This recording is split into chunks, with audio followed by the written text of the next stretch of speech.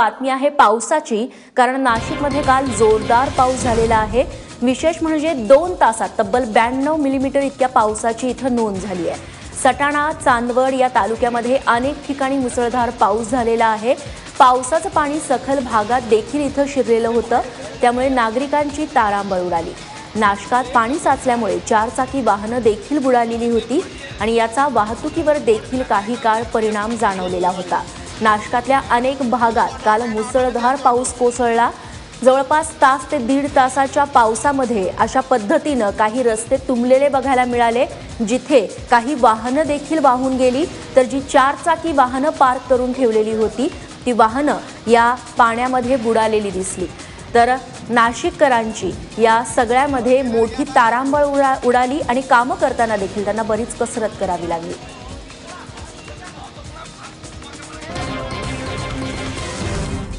दुसरीकडे पुण्यात देखील जोरदार पाऊस झालाय, त्यामुळे पुण्यातल्या काही भागात पाणी साचलेलं होतं।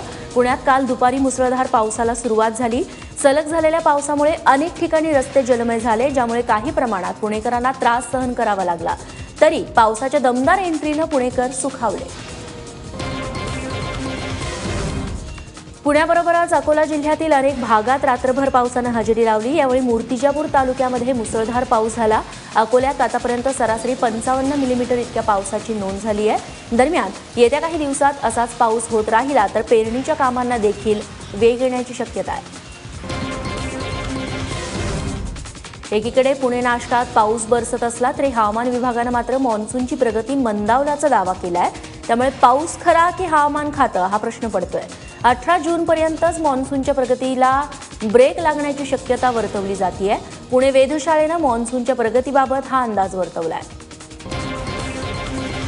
मानसून जो है ऐसा कभी भी नहीं होता है कंटिन्यूअस आगे बढ़ रहा हो, वो फेजेस में एक 4 दिन एक्टिव रहेगा, फिर 3-4 दिन के बाद एक नई पल्स आती है। तो मानसून में इस तरह का एक्टिव होना, थोड़ा सा रिलेटिवली लल होना, ये सामान्य बात। दीर्घ सुट्ट्यांच्या आनंदानंतर आज राज्यातील शाळा सुरू होत आहेत। हा दिवस विद्यार्थ्यांचा गोड जावा यासाठी राज्यभरातील वेगवेगळ्या शाळा विद्यार्थ्यांचं अनोख्या पद्धतीनं स्वागत करण्यासाठी सज्ज झाल्यात। दरम्यान शैक्षणिक वर्ष 2017-18च्या पहिल्या दिवशी शाळेत जाण्यासाठी मुलं देखील उत्सुक असल्याचं चित्र आज पाहायला मिळू शकतं।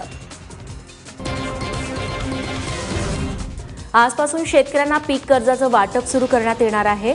खरीप हंगामातील शेतकऱ्यांना तातडीनं 10,000 रुपयांचं कर्ज देण्याची घोषणा राज्य शासनानं केली होती। मात्र तसा शासकीय आदेश बँकांना न दिल्यामुळे या निर्णयाबाबतही शेतकऱ्यांमध्ये संभ्रम होता। अखेर यासंबंधीचा GR आता शासनानं जारी केलाय।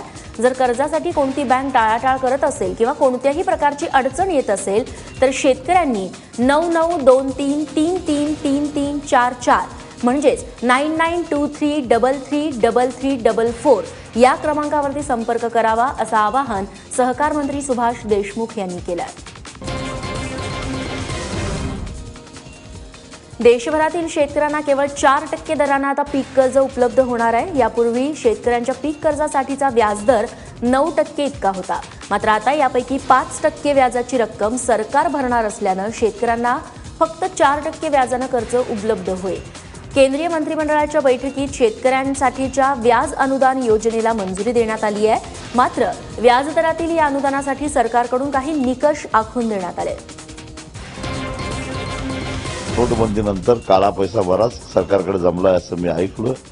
त्यातला पैसा वापरावा आणि शून्य व्याजानं शेतकऱ्यांना कर्ज द्यावं आणि जे शेतकरी कर्जाच्या खाईत सापडले त्यांचं कर्ज संपवून त्यांचा सातबारा कोरा करावा। दरम्यान राज्यातील शेतकऱ्यांच्या कर्जमाफी संदर्भात महसूल मंत्री चंद्रकांतदादा पाटील यांनी मातोश्रीवरती जाऊन शिवसेना पक्षप्रमुख उद्धव ठाकरे यांची भेट घेतली। यावेळी पणन मंत्री सुभाष देशमुख आणि शिवसेनेचे मंत्रीही उपस्थित होते।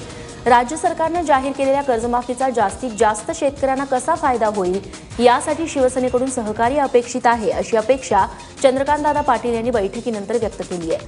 तर सरसकट कर्जमाफी आणि सातबारा कोरा करावा या मागणीवरती शिवसेना ठाम असल्याचं दिवाकर रावते यांनी सांगितलं। त्यांना हा सगळा निर्णय नीट समजावून सांगावा।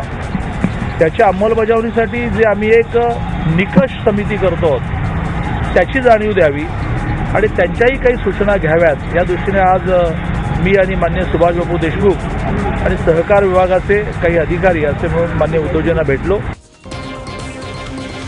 ताबडतोब 5 एकरवाल्याची तातडीने मुक्ती आणि इतरांकरता आपण आकडेवारी घेऊन ठरवू असं सांगितलं. त्यामुळे 7/12 कोरा हा विषय निश्चित स्वरूपात पुढे गेलेला आहे. पण शेतकरी संघटनेच्या विविध संघटनांनी आम्हाला निकष हा शब्द आम्हाला त्यांनी वापरला आणि ठरवायचं सांगितलं, म्हणून ही समिती आता पुढची समिती नेमली जाते आहे.